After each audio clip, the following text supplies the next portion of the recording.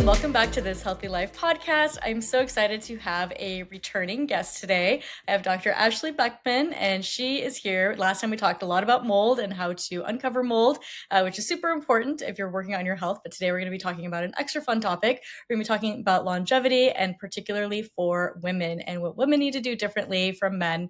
There's a lot of talk out there about longevity and what to do and what not to do. So excited for you to join us today and break down how to kind of optimize that for women looking to look into longevity. So welcome back.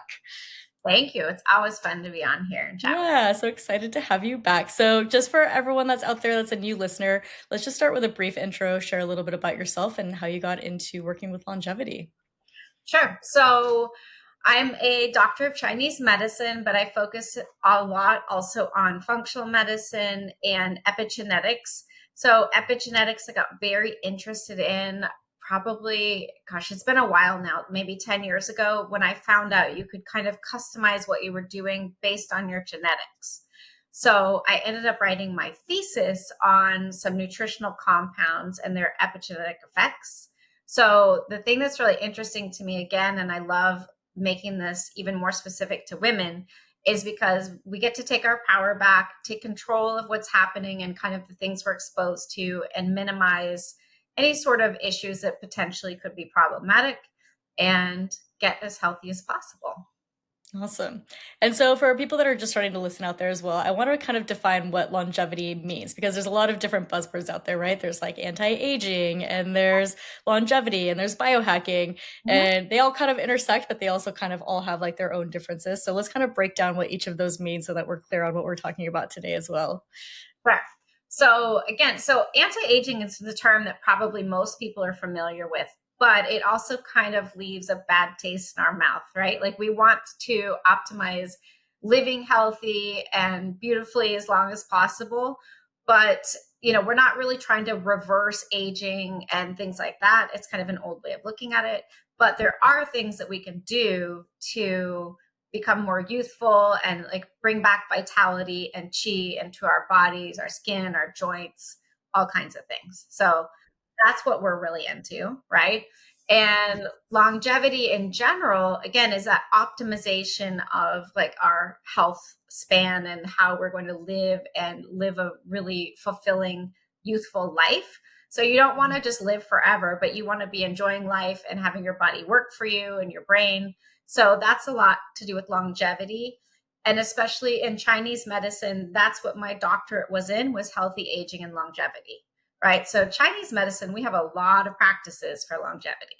So they're kind of the original biohackers, right? And then biohacking is basically trying to hack your DNA and basically make it work better for you. It often involves a lot of technology and hacks and stacks and things like that.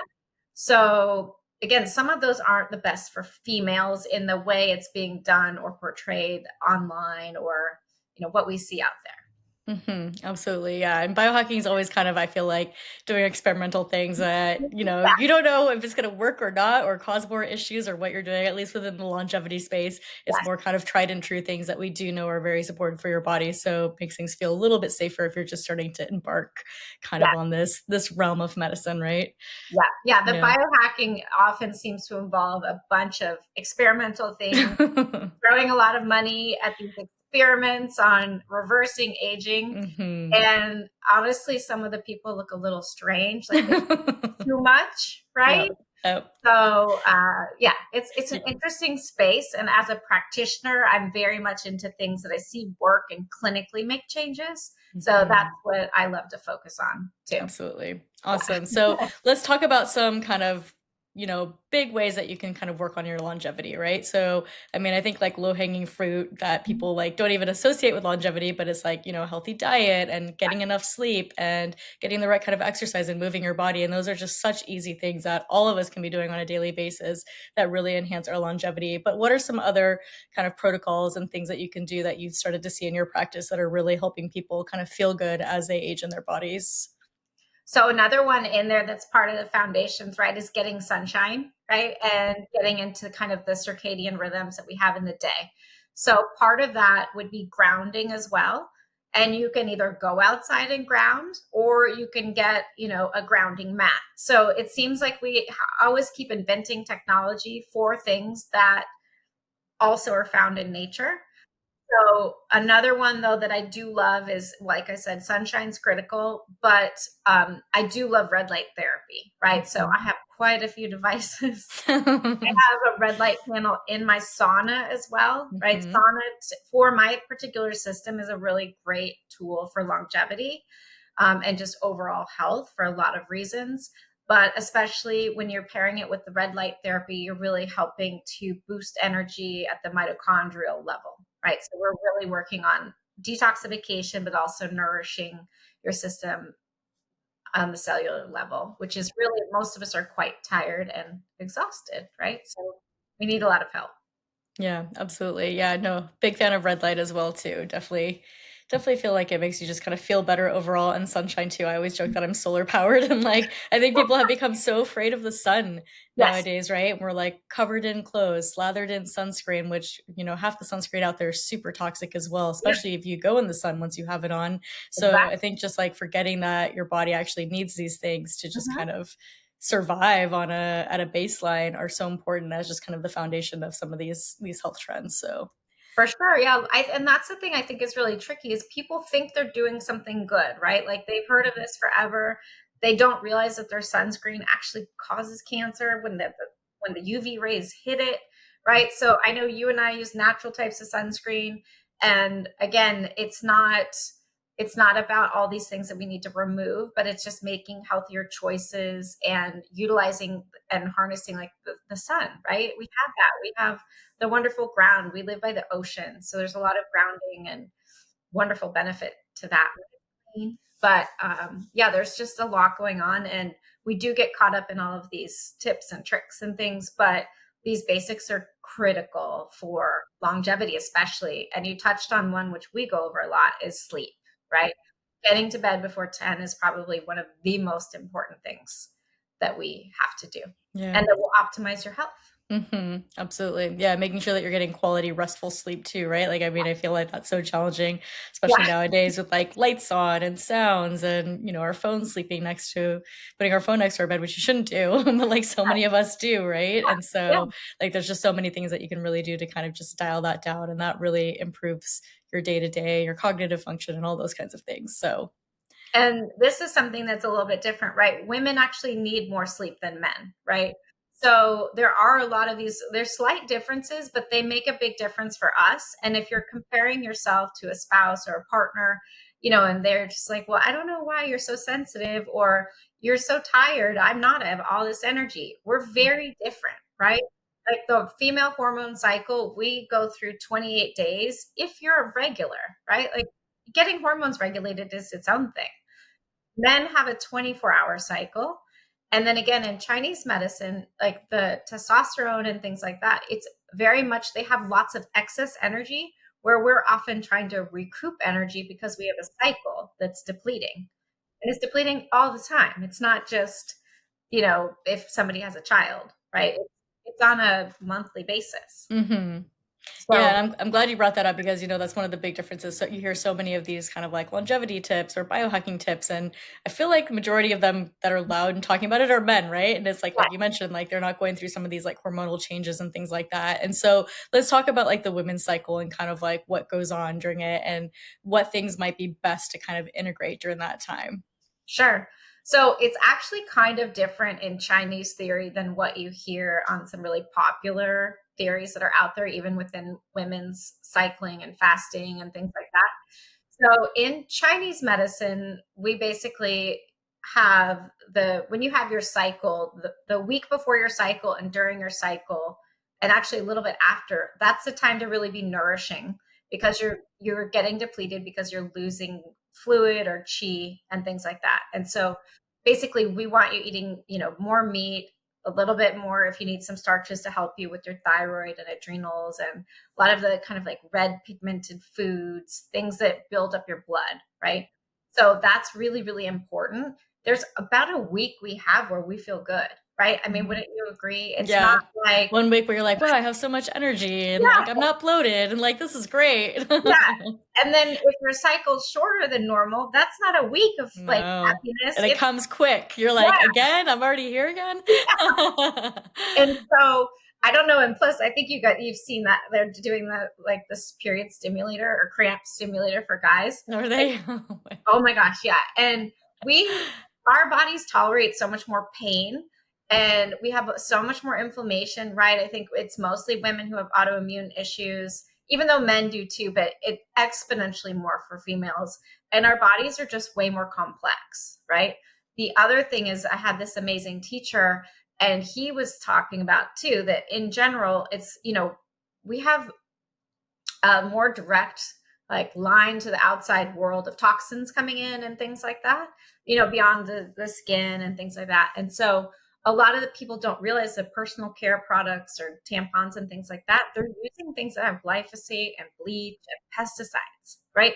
That's going straight in. Like, that is horrible. And that's the majority of the access that people have to that type of again, personal care products. Yeah, It's and I not think all even just like clothing too, right? Like women generally wear like tighter, more fitted clothing than men. We wear sports bras like under our yeah, breasts and our lymphatic system. And there's been so many reports about like Lululemon products just yeah, being full of like PFAS. And like when you sweat and your pores are open, you're just absorbing all that yeah. stuff into your system too. Whereas like men might not be wearing sports bras and things, right? And like their clothes are like not Yeah, so fitted. not So so tight, yeah. yeah. And that's a big thing, right? Is as amazing as saunas are, right? If you are going and using the sauna in the tight clothes, you're going to be reabsorbing all of those PFAS and things like that. And so one of the most important things to do is, if you do sauna, is to rinse off right away, right? Don't drive home and then shower at home if you go to a sauna that's at a gym, but you really have to get that off right away, because the longer it stays on your system, you're going to absorb more of it. Mm. Yep. Yeah, that's such a good point and such a good reminder for people. Like I'm blessed to have a sauna here in my home so I can run right up into the Yep, shower. But yeah, it's always a thing. Like you've opened up your pores, you sweated all these toxins out, and if you don't get that off, yep. it's just gonna go right back in, which just defeats the whole purpose of your sauna. Yeah, and also, I don't know about you, but a lot of times, you need to lay down and cool off and relax. Mhm. But Mhm. it is really important, or even if you're in the sauna, you can take a towel and kind of Mhm. Wipe brush off off some of your the skin. sweat. Yeah. Yep, Mhm. Yep. absolutely. Yep. And then so not only do we deal with kind of this mountain of waves of inflammation and issues during the month with our hormones, but then we all eventually at some point are going to go through perimenopause and menopause, which Yes. is another massive hormonal shift. So let's Yeah. talk about what happens in a woman's body during that time and how kind of some of these different longevity tools can either enhance that transition and benefit us or kind of, work against us during that time. Sure. So, yeah. And then again, a lot of perimenopause is a long time, right? For a lot of women, it actually starts around age 35. And there's just a lot of relationships with the hormones and, of course, toxins, right? So you're getting more and more toxins. And so it's really is important to keep taking things to support the liver, do sauna, make sure you're moving your body, figure out how you deal with stress, right? That's a big impact. But also, with the other part of the hormonal piece as well would be the thyroid and the adrenals. And a lot of these biohacking tips and tools are so strong that they often will result in a client, especially cold plunging, for their period to go away entirely, right? So people will do a cold plunge challenge or like a hot yoga challenge where they do something every day, right? This can be so shocking for our nervous system, which impacts the hormonal system, that your cycle can go away prematurely. So if you're having that much impact on the cycle going away, imagine just like the delicate balance of progesterone and estrogen and things like that. So it's really important to, again, customize this to the individual. And if you have thyroid, low thyroid or hyperthyroid issues, and then adrenal issues, again, either high or low cortisol, because I see more people that are in the low burnout phase. That is not your time to be doing cold plunging. And then if you use sauna, if it works for you, it still needs to be less heat, less time, and very much adjusted to what the person can tolerate. Yeah.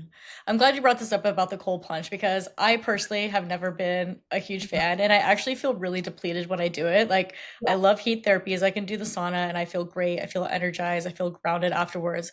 But a yeah, cold plunge literally sucks the life out of me. And it's just yeah, like everyone's just like, oh, that just means you need it more. I'm like, I yeah, don't think so. I think this is my body telling me like, hey, this might not be good for you. Maybe it's good for me at some point. Maybe right. later I can like re-explore it. But the like few times I've done it, I'm like, I don't feel good Mhm. afterwards and I feel really depleted. And so I I think it's so easy for people to get caught up on these things and like everyone like owns a cold plunge tub now and like Yeah, everyone's doing it every day and just because one person says that they got all these benefits from it doesn't mean that you're going to get the same benefits. So I think really like individualizing it is so important and not just kind of jumping on these trends because everyone else is doing it that it's automatically good for you, great for right? you. Yeah. Yeah. No, the amount of women that have lost their cycle from cold plunging, it's very common, unfortunately. And it can also, again, too much like hot yoga, right? I love hot yoga, but again, so many people just overdo it, right? Hot yoga is not meant to be done 5 or 6 days a week, right? We've kind of removed moderation from our vocabulary. And it's really, really important, especially for women, because again, we're mostly trying to build things up it, as opposed to like get rid of. I mean, even though we have inflammation, it comes from a deficiency, if that makes sense a little bit more. Men often have inflammation, but it's from excess and they're like sweating, need to burn out extra chi. Like they do really good with high impact everything. HIIT classes are not the best for women, right? Mhm. And your hormones. Yeah, let's dive into that too, because that's actually one of the next things I wanted to get Oh, into is like the workouts, right? yeah, So, I think a lot of women are afraid of strength training, but strength yeah, training can be one of the best things that you're doing because you're building lean muscle, you're yeah. strengthening your bone density, and there's all these benefits that as you age, especially as you go through perimenopause and menopause, that Mhm. it can be really helpful for you in the long term. But it seems like so many women kind of shy away from it because they don't want to get bulky or they think it's Yeah. going to make them bigger and, I personally even kind of shied away from strength training in the past 2 years. I've really kind of been going hard at it. And I feel like it's completely changed my life. Like I feel Mhm. so much stronger, so much better. And before that, I was doing the soul cycle, doing more like the HIIT training and feeling really depleted from doing that. And I think a lot of women think that, oh, I'm a girl, I shouldn't do strength training, I should do these. But let's Right. break that down. Yeah, Like I think that's really wearing our hormones out, adrenals out, and, just really disrupting our hormones as well. definitely. And it really is. And again, we look a lot, right? We both know how critical protein is, especially if you're working with something that you've been dealing with for a long time, autoimmune issues, different types of toxins or Lyme or things like that. we're we're very nervous, right, to do things that could cause more pain usually, right? So I think a lot of times people equate the strength training, yeah, with the bulking up, but also just like, oh, I don't need that. I just need to keep, doing cardio for 60 minutes at high intensity. And that's actually more detrimental to our system than the strength training. And I think a lot of people get a big wake up call when they are in perimenopause and then they have osteoporosis, right, or osteopenia. And we have not focused at all on strength training, which is what you need to be keeping your bones strong. So you're not just leaching these minerals out of your system. So I do a lot of hair tissue testing, right, where we're looking at heavy metals and minerals. And because everyone's so stressed, your body, to try to calm your nervous system down, will pull out the minerals, right? So we see this on labs all the time. And so it's twofold, right? You have to figure out why you're so stressed and have good coping tools and not stressing yourself out more by the type of exercise you're doing. And then making sure to replenish, but a big part of that is protein and minerals and things like that too. But the strength training is really critical. Yeah. And I think as we age too, right? Like I forget what the stat is exactly. You might know what it is, but if you break your hip when you're a Oh, certain age, your yeah, chance of dying within 2 years increases tremendously. And the older you get, yeah, the it worst. gets even higher, right? Like to the point that like basically you're doomed if you fall and break your hip. And so like I think it's so important to be able to have that strength training, right? So that if you fall, you can push yourself up, or you can do some of these things that as you're aging, you need that muscle mass. And you don't start making that when you're in your 70s, right? That's something you have Yeah, to start making when you're much younger and develop and have kind of as a baseline on your body. So just some of those stats to me are just crazy and makes you really want to make sure that you are building that muscle while you still can. Yeah, because that's the big thing too that happens, and that's called sarcopenia, right? Like as you age, you just don't make as much muscle, and you actually break down the muscle you have. And this happens so quickly. It's just so if you're not doing these things, and we have to start these habits, in your 30s and 40s, in order to sustain you through your 70s, 80s, and 90s. Yep, exactly. So we forget that a lot of these things we're doing, it's not even for right now, it's for decades ahead in the future. Hmm. Absolutely. I mean, yeah, you still get some benefits now, right? Yeah, But definitely, of course. this is like one of the cornerstones of longevity is being able to lift yourself up if you fall or, trip and things like that and being able to recover, right? So, Yeah. yeah, And I know it's absolutely. frustrating because it feels like there's just so much to do, right? Between eat Yeah. enough protein, drink enough water, somehow figure out how to not be stressed in the day, move your body, I right? know. Get to bed before 10. It's just a lot. And so that's why, again, we kind of like to stack things together, right? Or just, again, a big piece is what will work for your particular system, because whatever you see online for somebody else doesn't mean that that's what is good for you. And then again, I think too, people, especially women, push themselves. Like you might start to feel sick in the sauna and you're like, no, I have to do 45 minutes because it says 45 minutes 3 times a week, at 160 is the magic number to reduce heart disease, right? So Hmm. you really have to adjust that and just give yourself some grace that your body will give you clues if it's getting to be too much for you, right? And I don't think we listen to that as much as we Mm-mm. No, absolutely not. Especially when, everyone else is doing it or should. the Yeah, internet tells you that you should be doing this. It's hard to kind of shut that noise off and listen to yourself instead. yeah. Yeah. And then so let's talk a little bit about fasting. So fasting is another big thing, right? In the kind of like biohacking longevity space and everyone should be fasting. It clears out the bad cells in your body and all the other Yeah. benefits, which fasting definitely does have some benefits, but Mhm. there's a time and a place for it, I think, and Yeah. sometimes women easily can take this a little bit too far, myself Mhm. included. I've been on a Long. dark path with trying fasting, and it didn't go well for me, especially intermittent fasting. Yeah. So let's talk about that. Let's talk about what's going on differently in women and why fasting may or may not be a good tool for them. Sure. So again, what I would focus on the most, right, is I'm not a big person for like these set times, but I do say for women, you must eat no later than 10 a.m. Right. So again, this is not going to be every person. If you have, 30 or 40 plus pounds to lose, that's a different situation than someone has 5 to 10 or is just doing this for medicinal purposes. Right. So if you don't have a lot of extra reserves, fasting, of course, it has a lot of benefits, but unfortunately, it seems like a lot of those benefits get um, overshadowed by what can be done, to the adrenals and the thyroid and the hormones. So this also puts into perspective of like where you are, like if you had children, are you perimenopausal? You know what I mean? What other things are going on, especially hormonally? And the other thing I would say with fasting is I'd much rather someone have their fasting window again earlier in the day and not have dinner so late. Like it's so strange to me that people eat from noon to 8 p.m. Nobody should eat at 8 p.m., right? And then go to bed by 10. Like you definitely need to bump that up. So I also, a lot of women, the first thing they do is have a cup of coffee. I mean, men too, right? And then this happens all the time. They're like, oh, but I, added the MCT and I added equip beef protein. So it was a meal. I was like, that's not a meal, right? It's great that you added that, but that doesn't really count to help your hormones stay consistent throughout the day. Yeah, absolutely. And So then making sure to get enough protein in that morning too, right? Because yeah, it's like it's yeah. so easy to not eat protein at breakfast or eat Mhm. breakfast foods, which are notoriously like more high carb and not really like giving you that Yeah. protein and healthy fat in the morning. Yeah, and so even though there's kind of a, there's a little range, right, about how much protein somebody needs, and it's hard to meet that. Like it's hard for me to meet it. I don't unless you're just like really on it. And it also just depends too. It's like I like to meet people where they're at. So if they're not even having, if they have protein once or twice a day, we can add to that with the goal of getting you up to, up to 30 grams a meal, but that's still very hard to do, right? Yeah.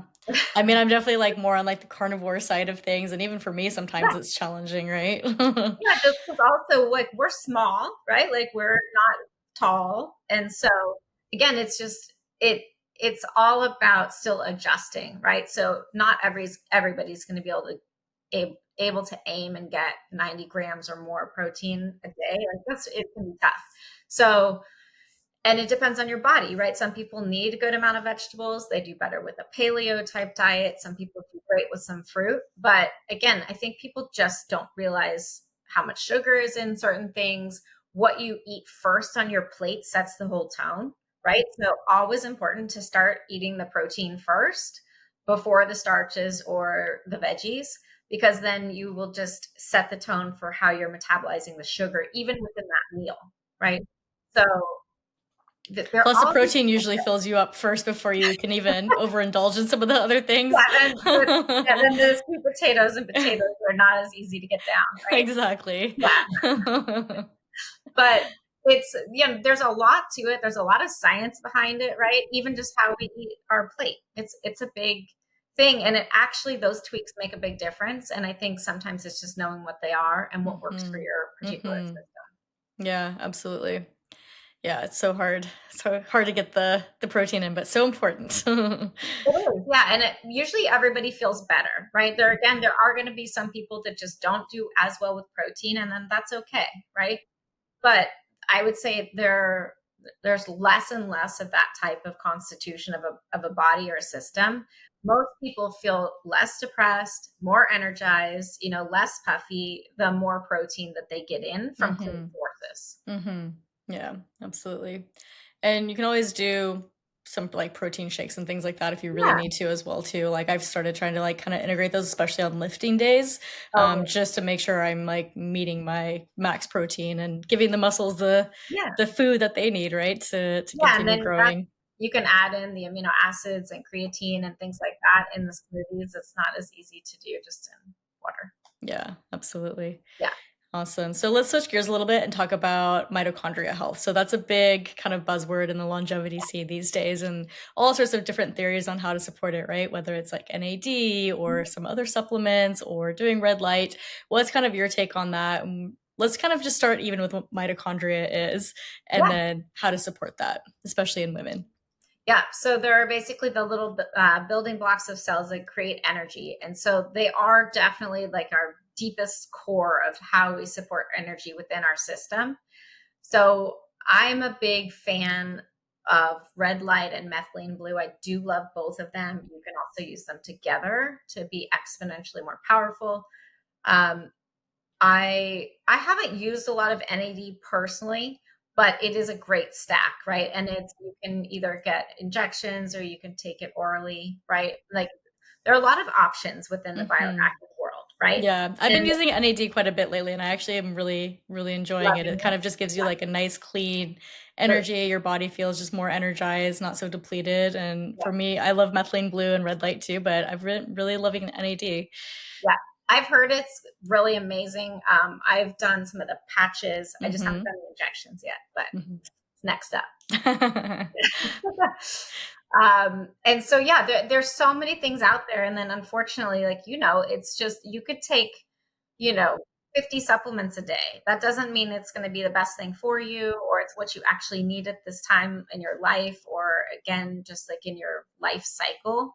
So it's it's something I think is really critical though, because a lot of times we throw supplements at us for energy when we do have to be looking at things on the cellular level of like and then again what could be damaging mitochondria. So the toxins like mold is a big one, that goes after the mitochondria, and we just have to kind of see like what's the biggest impact and what our goal is of what we're trying to resolve, right? So for a bunch of women and men, fatigue is up there in brain fog, right?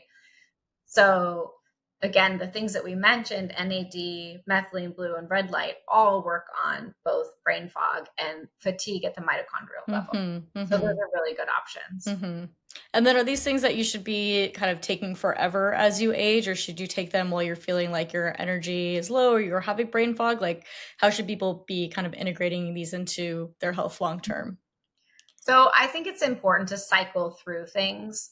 I do take breaks a lot of certain supplements. A red light, I don't think you would need to cycle on and off, right? You're only going to, it's not like you're doing it every day.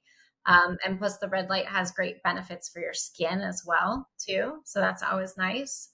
But yeah, I'm a big fan of cycling through things, even sometimes changing different companies because they're all going to be a little bit different.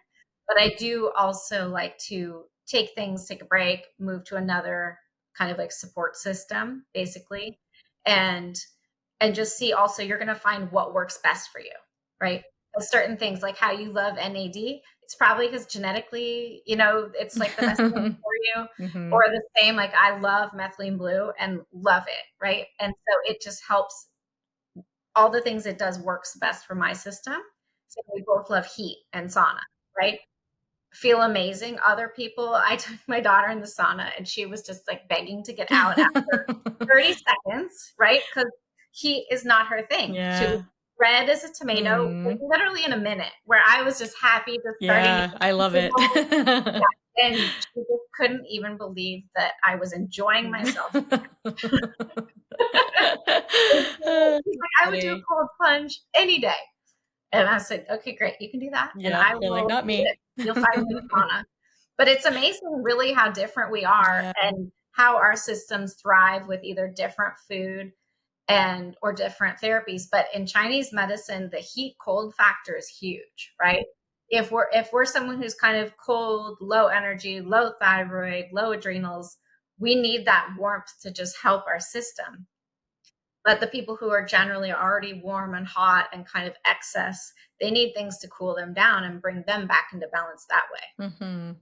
Absolutely. And then, so let's shift gears a little bit again, and let's talk about nervous system regulation. So I feel like whether you're male or female, big key to longevity is being able to manage stress, Yeah, manage your nervous system, right? Like we're all on just such high alert, yeah, living our like busy life, city life, driving cars around, all our stress yeah, from work. So what are some good tools that people can use to integrate? Because it's like instead of kind of like you said, right? Like there's so much to do. How do you fit it all yeah. in, adding it to the list? What are simple things that people can do, integrate into their daily life that can help kind of manage their nervous systems a little bit? Sure. So this is more of actually like a technology tip, but I started using the summary on my phone because I don't know, most people are in some WhatsApp groups, kids, sports or schools or, work, and your phone is dinging constantly. And so, creating some sort of system so that's not happening and diverting our attention constantly, right? For some people, it's using focus on their computer and phones, but you can actually schedule a summary so you get you get everything grouped together, however many times a day you want, and you can pick all of the apps that it pertains to, right? So yes, because it's I feel like it's just we're pulled in directions all day long, Yeah. right? And we're not meant to have our phones, right? I mean, we really just started having our iPhones, what, 15 years ago? And before that, it Yeah, was random text messages that were just too painful to send. So you didn't really even send them. And so it's yeah, like now you have like all your emails and everything like flooding in. yeah. Like we're not meant to be checking our phones that much or that Uh-uh. dialed into it 24/7. Well, and when we have different businesses or just businesses, you're contacted through multiple channels. So you always have tasks just kind of everywhere you're going, right? So again, so one thing that I love is legs up the wall pose, right? So if you want to pair that with a meditation or some essential, smelling some essential oils for relaxation, or I love Brain Tap, the headset, or just an app, right? uh, I usually do stack some relaxation things together. But that alone, the legs up the wall, drains all your energy back into your kidneys and adrenals. So that is extremely relieving and nourishing for your nervous And system. then, so how long should you spend in that position? Like, what's a good optimal time to kind of reset your body? At least 10 minutes. So I'd say Okay. 10 to 15. Okay, that So feels that's doable why, for again, people, right? yeah, and it's free, and you can do it with your kids too, right? Like everybody can do it. And it's probably the one of the most beneficial things. Or for some people, right, they love shavasana, like, flip over and just lay there, but like actually relax, maybe put an eye mask on, something that just will set your nervous system. Like you can feel when you sink in, right, and your body actually relaxes. It's hard to get that feeling now, I think, right? So some of us, like I love a weighted blanket, but sometimes they're hard to sleep with, right? Because you're playing them around. But if you're doing something relaxing like that and just taking 10 or 15 minutes, I think that's really important. And we just don't do enough of that anymore. Like Mhm, we're so mhm. busy, right? Yeah. And it's like even if you are trying to relax, you're either like on your phone or your mind's So like like, thinking oh, about like right your to the to-dos, wall. right? Yeah. It's So like like you have such a hard time shutting off and just we kind of do. going And within. that's another thing, right? Look at your phone and see how many times you pick it up a day. Mhm. Very humbling and disturbing. And then you're just realizing how much this just distracts your energy all day long. Yeah. Yeah, I think you don't even realize, like, how subconsciously you do it. So, like, last night we went to an event and they actually took your phone away. They gave you, like, a pouch to put it Oh, in because they didn't want people on yeah, their phones. They didn't want people filming, and they wanted you to be more kind of, like, present. involved and present. Yeah. And it was, like it was nice at first, but then it almost gives you, like, this weird anxiety. Like, you, like, reach Yeah, for it, right? And you're, yeah. like, looking, and you're like, "Oh my god, I can't look at it." And I'm Mhm. like, "I don't know what time it is." I'm like, "Do I really need to know what time it is? Like, I know this event lasts 2 Yeah, hours. It'll tell me yeah, when it's over." Like, but it's like all the things your mind kind of just goes yeah. through because you're so used to having that Mhm. connection to it and holding it and like being able to check whatever. So it was Yeah, interesting, just even me personally, that to see like how dependent I am on my phone. it's And it's crazy. kind of sickening, right? It's kind of disturbing, like you said. Yeah, Yeah. it's just it's such a big piece, and we all like say like it's okay. Oh, oh, don't ever start your day with looking at your emails or social media. But most of us do. Like I do. I know I clear out my stuff. When I'm in a good phase, I'm listening to Joe Dispenza meditation before anything else. But it is so hard to do that on a day-to-day basis. Or even let's just say if you say I'm going to do this for a month, it's very it's hard to stick to that, right? And that's only a month. That's not like those aren't really big habits. That's just testing the waters, right? Just So seeing if we can do it. yeah, but Seeing how bad our addiction is. it's amazing to see, right? Like we have a lot of these things, and it's very interesting to me the stuff that are non-negotiables that we do no problem, and Mhm. then the stuff that's really tough that we don't, right? Mhm. Mhm. Yeah, Absolutely. Yeah. Awesome. So we have time for one more question. sure. So if someone's kind of just starting out on their kind of like longevity journey and is like, "Hey, I want to like dabble in this and see what I can do to kind of age gracefully." Like, what are kind of 3 top places that you recommend them starting in to kind of get a good baseline? So I know we've talked about this a lot, and I know there's a lot of spectrum of it, but I actually really love red light therapy, right? So even if it's like someone gets a little box, right, or a little handheld one or whatever, I'd say make it simple, something you'll do. But I think that the benefits are some of the most in the most amount of areas, right? Because you can put on your abdomen for gut health, near the thyroid for thyroid, face, like, and then you're also going to be doubling for mitochondrial energy and support, right? So those to me are like an integral part of your toolbox for longevity, right? Um, and then again, some of those are the foundational things that we have touched upon. So I'll try to pick what I think. Again, I think the sleep is the most important. Um, of again, just getting your sleep dialed in, and because it is the most recuperative thing you're going to do, right?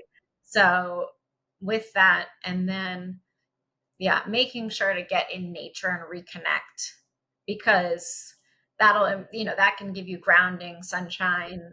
But again, just connecting to our earth. We're so disconnected and we're just all over the place that in Chinese medicine too, whenever you're sick, they say that, one of the things to do is to just go sit under a tree, because it has extremely grounding properties, and it just kind of like reconnects your soul back to the earth here, which we need, right? We're in a lot of nature, but at the same time, when you're surrounded in such a big city, there's just a lot of chaos, right?